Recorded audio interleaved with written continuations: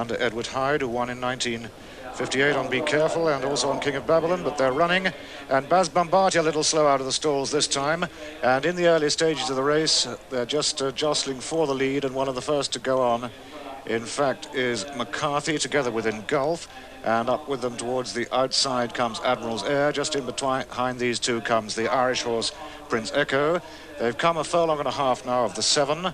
And in the lead at this point is Admiral's Heir, who's just taken over from Engulf. Right behind these two on the near side is Parkdale. And pretty close between these leaders. They're followed in 4th place by Church Parade. Coming now down to the 4 furlong pole.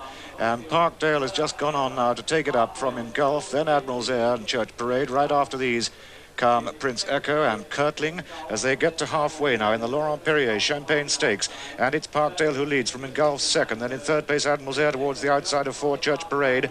Then 5, Kirtling being ridden to keep his position. But the Irish horse, Prince Echo, really picking up ground now under Greville Starkey as they come to the 2 furlong marker.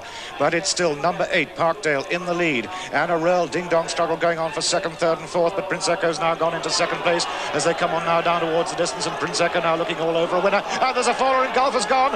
Engulf is down on the ground, and Edward Hyde is with him into the last half furlong, and it's Prince Echo being repressed on the inside by Church Parade and on the outside by Gielgud, and Gielgud is getting the upper hand as they race to the line. Gielgud just went in a photo finish. Gielgud, Prince Echo and Church Parade, those 3 all in a photo, followed home by Kirtling, and then came Parkdale, McCarthy, Admiral's Heir, and the last 2, Baz Bombati, and finally Starfleet.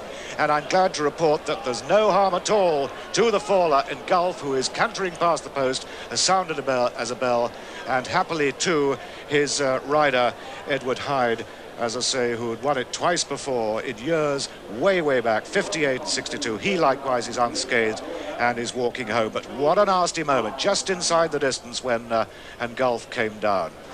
We might be able to pick that incident up on the replay, because really it was quite something to happen in a flat race and with only a field of 10 runners. But once again, the camera has had to be called for.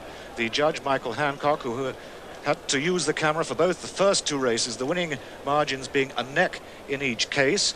And this time I think there's probably about a neck in it as well. But the next voice you'll hear in the background on the course will be probably that of Frank Illingworth, the track announcer, who'll be calling the judge's verdict. Well, of course, it is a photo. It's pretty close indeed. Let's now rejoin John Oaksey to take us through the replay, and of course we'll see this incident when Engulf came down. Well, you say, of course, Rawley, I hope we will. You can see Edward. Oh, there he goes. He goes, oh, a horrible-looking fall. I must say, it was a really nasty-looking fall, and it's really fine to know that Edward is up, and the horse appears to be unhurt, too. At this stage, Parkdale, who's been making the running over on this side, is just being challenged by the Queen's Church Parade and the Irish Prince Echo, but the eventual winner, the least experienced member of the party, is coming right on the wide outside in Mr. St. George's colours. Joe Mercer in the white cap comes to take it off Prince Echo and Church Parade. I'm almost sure that Gielgud has got his nose in front now. I'm sure, and certainly has, in fact. Prince Echo is holding on to second.